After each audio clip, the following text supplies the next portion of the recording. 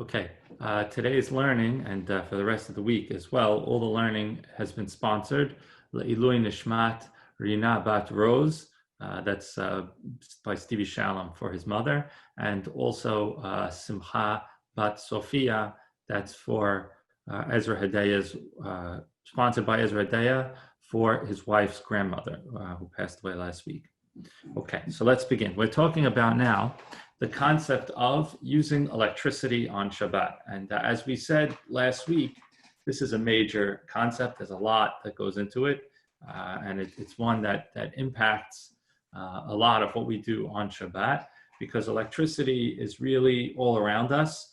We use it in so many ways, and some of it is very intentional and purposeful, and others, it kind of just happens. And of course, there's the issue of timers and other things like that. So all of that has to be addressed, and we'll try and get to each and every item as we can. And he has this book has a pretty good organizational structure, I think. I think it's pretty decent for talking about it. And we'll try and go through all the different pieces that are impacted by this. And of course, there'll be some times for questions and things like that. Okay, so here we are. The first thing that we're going to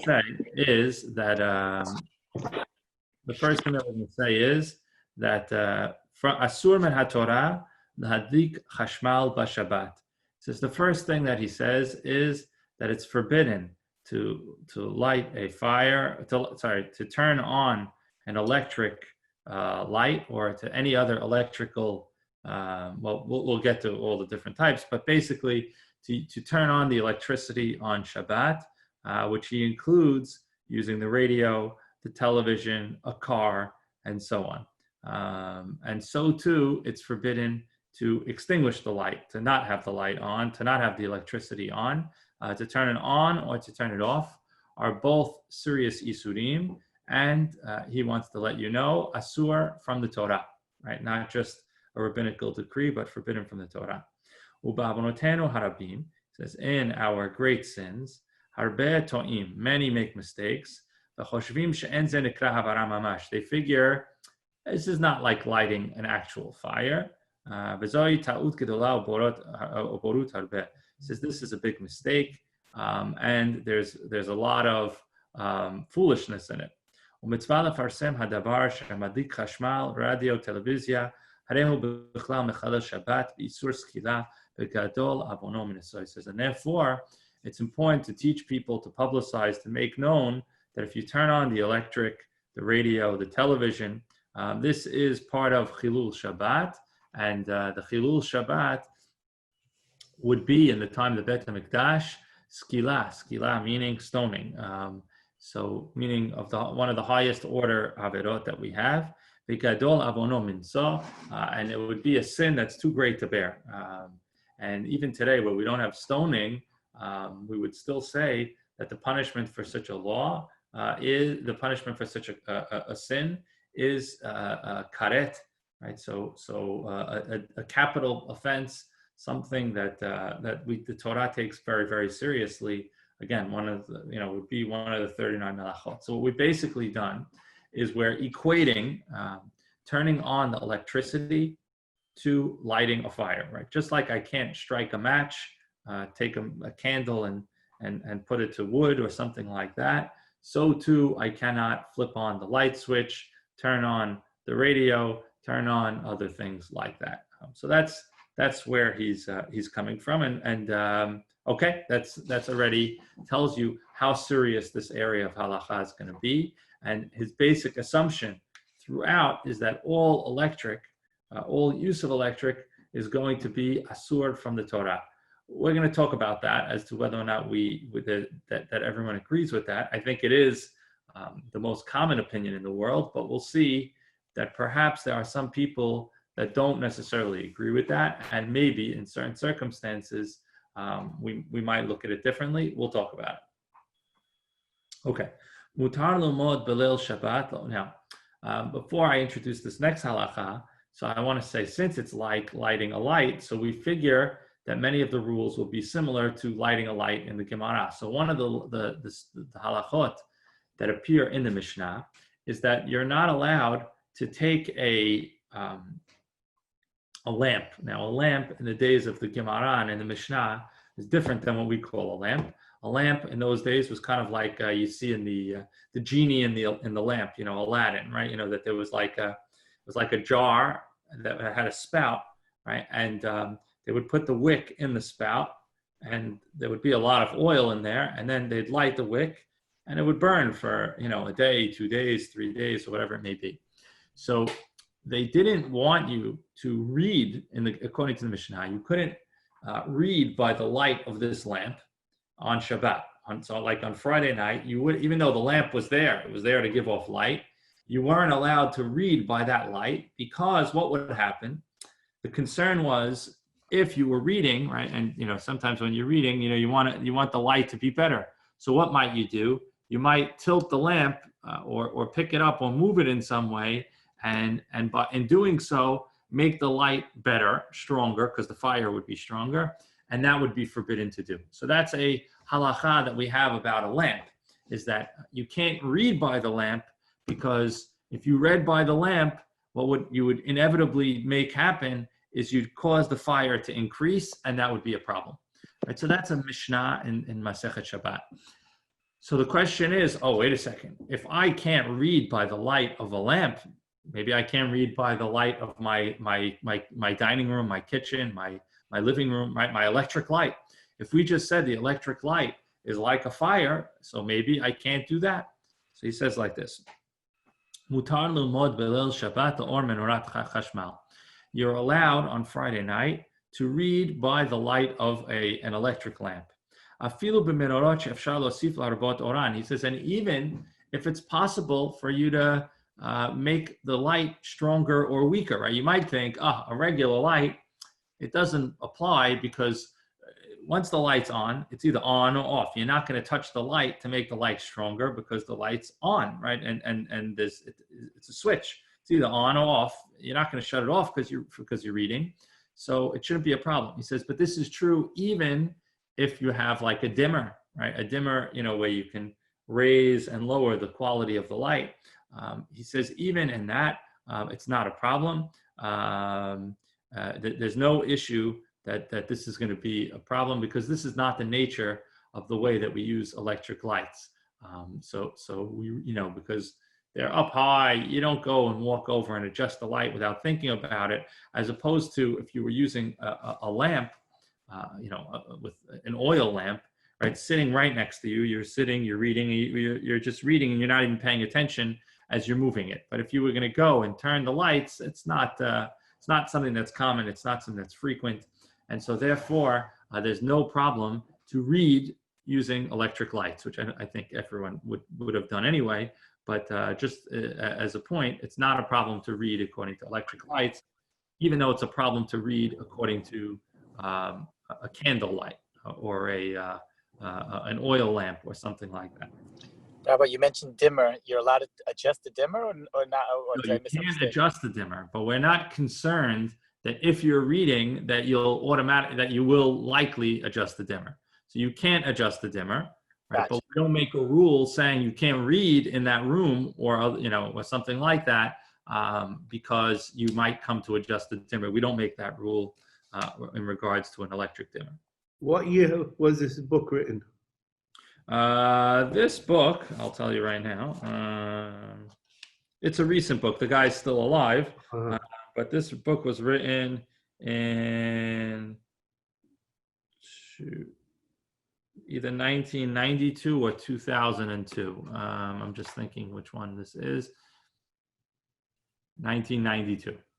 Book was written in 92. So, a lot of things have changed since 92, but at the same time, most things about the way that we live on electric in 1992, you had, right? What you didn't have in 1992, and we're gonna have to get to, is you didn't have certain types of electric uses, and I'll explain what I mean. You didn't have cell phones. Didn't really happen in 92. It didn't really exist, and also certain electric technology that we have now like LED didn't exist, so or wasn't as common.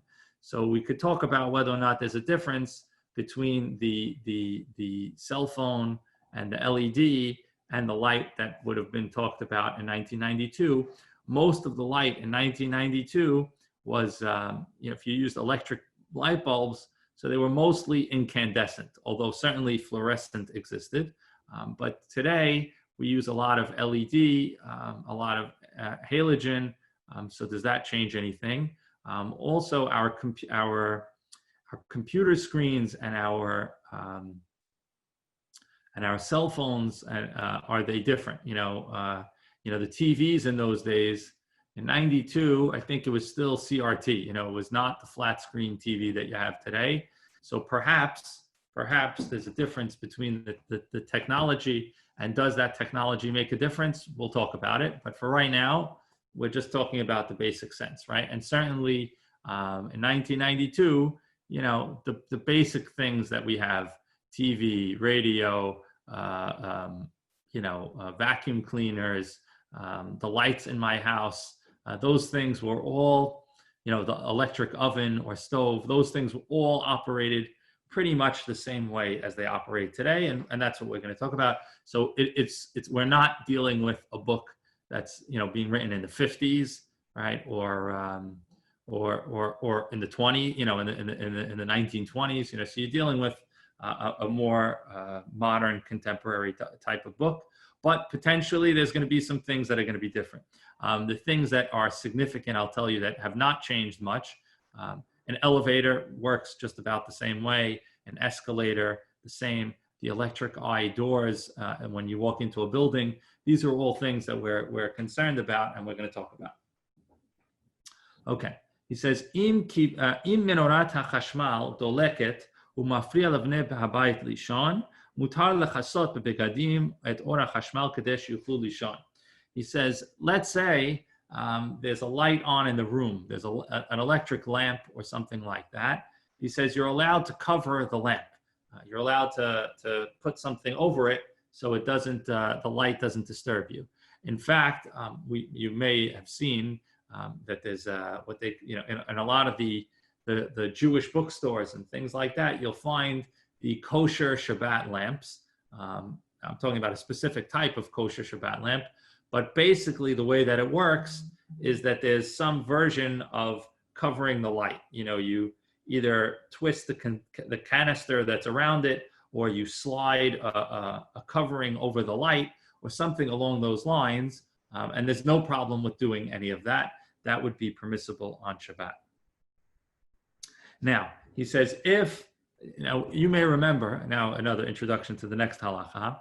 You may remember we said that when it comes to food, right, and cooking food, if someone violated the rule, whether it be on purpose or by mistake, meaning the person cooked and either didn't realize it wasn't allowed, didn't realize it wasn't Shabbat, or he did realize and he didn't care.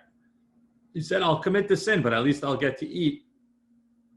We made the rule, the Chachamim made the rule, that there's a penalty. You can't even eat the food if it was the product of improper cooking. So perhaps the same thing applies for turning on the light. Maybe if someone turns on the light, you can't use it. Maybe, something along those lines. And the answer is no, that's not the case. He says on electric, he says if someone shut off the electric in the room on Shabbat, whether he did it by mistake or on purpose, you're allowed to go to sleep in the room because it's an indirect issue. He says, so therefore, he says you shouldn't do it, right? You shouldn't tell people, they could shut the light. He says, but if they did, it doesn't prevent you from using the lack of light, right? It doesn't prevent you from going to sleep in that room. So again, we shouldn't be telling people to shut the lights. That would be a problem, right? But if someone did, it doesn't mean that you can't benefit from it. Okay. Menorat hachashmal shekabeta b'Shabbat ayideh sha'on Shabbat. So now we're going to talk about a timer, right? So you're allowed to have your lights go on by timer, right? And there's different types of timers that we have. So first of all, today, very, very common is to have like a Google Home or Alexa or something along those lines, where you tell them from before Shabbat, you tell them, listen, tomorrow on Shabbat, we're having company. I'd like the light to go on at 11 in the morning. And then I think you could shut it off at 2 p.m., right? So you can do that, right? You can tell the computer in one way, shape, or form, that we have the Google, the Nest, the Alexa, the whatever you have, right? If you do it before Shabbat, so that's not a problem. You have the timer is doing everything, you're not doing anything, not a problem. Even the old time timers, right? What's an old time timer, which I still use, some people I know still use, is it's kind of like a dial, and you press different buttons as to when you want on or off. You guys know what I'm talking about? It's like a magnetic type thing. So you could use that as well, right? No problem. You can use that as well. You could set that up from before Shabbat. It says, but what if it went off, right? It's in the off mode now, and now you want to adjust it, right? Meaning, right, like you have like a bunch of buttons, right? So let's say you see, right now it's 10 o'clock at night, right? And the electric's off, right? Or even if it's on, it's the next day, right? But you see the next day, you see that you set the light to go back on at 10 and to go off at 1, right? And so the light's going to come back on at 10 a.m. in the morning, and it's going to go off at 1 p.m. And you realize, you know what? I need it past 1 p.m. I need it to 2 p.m., 3 p.m. Can I play with those buttons, right? Which are not going to do anything now, right? It's not going to change the light now. Only later it's going to change, and it's going to extend the time that the light's on or shorten the time that the light's on. The answer is you can do that. You have to be really careful about this. There's a couple of things that you would have to do. Number one, once a year, you have to actually make a condition that you're allowed to do this, right? You have to say, I might on some Shabbat play with this. I'm not playing with it to turn on the light at the time. I'm doing it in a mutar way. You have to have that in mind at some point. You have to say it. So once a year, you should if you have this type of item, you should say, oh, I might come to play with this, and if I do, I would only do it this way, not the other way. So that's number one. Number two is it can't be really close to the time that you're in, right? In other words, you have to stay away from the possibility that you're going to impact what's happening now. You can only impact what's happening later, so that what's happening now, you're not doing anything, right? But we don't want to get into a situation where you're basically turning on the lights now or in 2 minutes from now or something like that. So it would have to be something that would be hours later, okay? Good. And of course, when doing this, the person has to be really careful not to do anything that would impact things now, right? Like if you're playing with it and it's on, right, you might knock it out and then the electric goes off and you cause that. You can't do that, or vice versa, right? If it's not in, then you can't push it in or something like that.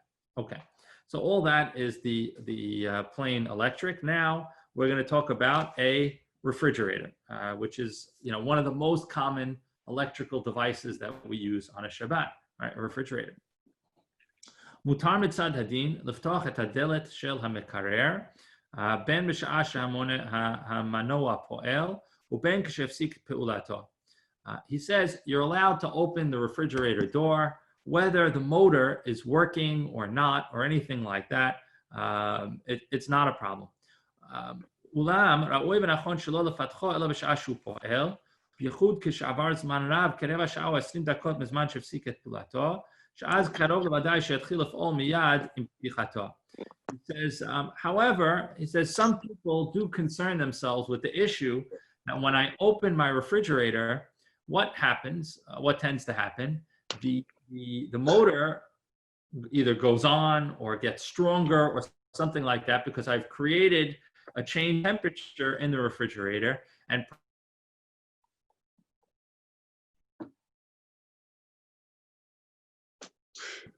he's talking this. I think he's talking about an older refrigerator than what we have today for the most part. He says, but if you, the best thing to do is to open the refrigerator when you hear the motor working, right? In other words, in old refrigerators, you would hear It would work for 15 minutes and then shut off for 15 minutes. It didn't run constantly. So if you could tell that it's running, says that's a good time to open it because it's going to stay on and it was running anyway. You didn't impact anything.